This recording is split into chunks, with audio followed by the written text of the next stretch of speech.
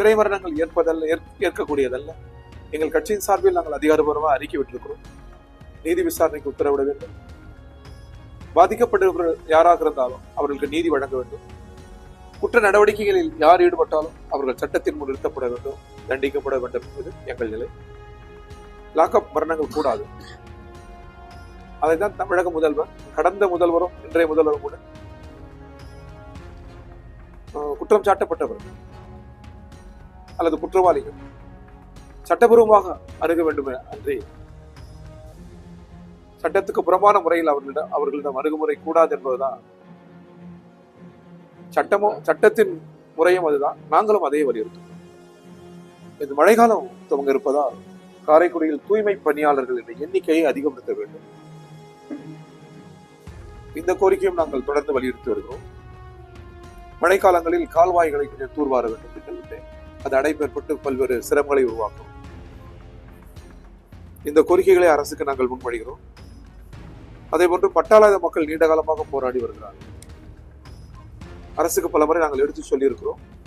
நிலமற்ற ஏழைகளுக்கு, பட்டா இல்லாத ஏழை மக்களுக்கு பட்டா வழங்க வேண்டும் என்று கம்யூனிஸ்ட் கட்சி தீர்மானங்களை நாங்கள் போட்டிருக்கிறோம். அதே போன்று ஈரான் மீது அமெரிக்கா அடாவடித்தனமான யுத்தத்தை துவக்கி இருக்கிறது. மீண்டும் உலகம் ஒரு பெரிய பொருளாதார நெருக்கடிக்குள் ஆட்பட்டிருக்கிறது.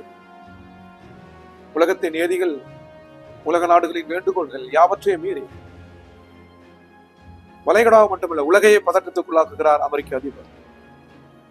உலகத்தின் மிகப்பெரிய ஜனநாயக நாடு, அந்த நாட்டினுடைய பிரதமர் மாண்புமிகு நரேந்திர மோடி அவர்கள் இதை பார்வையாளர் மடத்திலிருந்து பார்த்து கொண்டிருக்க கூடாது. அமெரிக்க அதிபரை கண்டிக்க முன்வர வேண்டும்.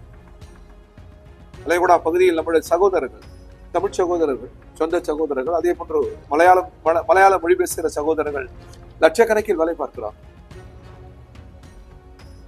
அவர்களின் உயிர் பாதுகாப்புக்கு, வாழ்விட பாதுகாப்புக்கு ஒன்றிய அரசு கூடுதல் கவனம் செலுத்த வேண்டும் என்று நாங்கள் கேட்டுக்கொள்கிறோம்.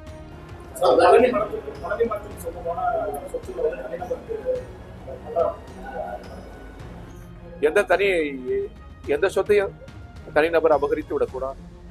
தேசத்தின் இயற்கை வளங்களை இந்த நாட்டில் முதலாளிகள் தான் அபகரித்திருக்கிறார். கடல் அவர்களுக்கு குத்தகை விடப்படுகிறது, மலை குத்தகை விடப்படுகிறது, செல்வ வளங்களை அவர்கள் தான் சூறையாடுகிறார். இயற்கை யாருக்கும் சொந்தமல்ல.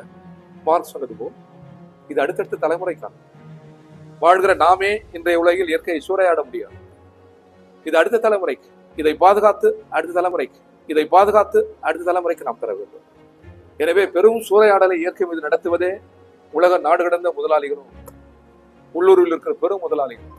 இந்த மூலதன சூறையாடலுக்கு அதை தடுப்பதற்கு சட்டம் இயற்ற வேண்டும், உரையாடல்கள் தொடர வேண்டும் என்று நாங்கள் விரும்புகிறோம். அடுத்து ஆவின் பால் கட்டுப்பாடு, தனியார் பால் விலையேற்றம், பேருந்து தனியார் பேருந்துலாம் அவங்களே அந்த இசைக்கு விலையை வச்சுக்கிறாங்க.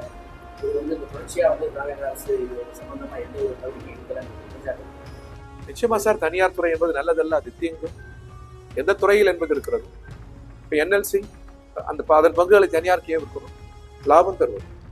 அதான் கம்யூனிஸ்ட் சொல்லுவோம். நவரத்னா, தேசத்தின் திருக்கோயில், இவையெல்லாம் விற்க துடிக்கிற ஒரு அரசு ஒன்றிய அரசில் இருக்கிறது. இதை பாதுகாக்க துடிக்கிறோம் இடதுசாரிகள், ஜனநாயக சக்தி. இந்த போர் தொடர்கிறது. இல்ல, நமது பொதுத்துறையை பாதுகாக்கணும். என்எல்சி பங்குகளை விற்கக்கூடாது. அவ்வாறு விற்பதாக இருந்தால் அதை தமிழக அரசை வாங்க வேண்டும். என்எல்சி சம்பந்தமாக முதல்வர் கடிதம் எழுதியிருக்கிறார். அந்த கடிதத்துக்கு ஒன்றிய அரசு மதிப்பளிக்க வேண்டும், பிரதமர் மதிப்பளிக்க வேண்டும் என்று நாங்கள் கேட்டுக்கொள்கிறோம். அடுத்து பிளே ஸ்டோர் மற்றும் ஆப் ஸ்டோரில் இருந்து பாலிமர் செயலியை QR கோடு மூலம் பதிவிறக்கம் செய்யுங்கள். செய்திகளை உடனுக்குடன் பெறுங்கள்.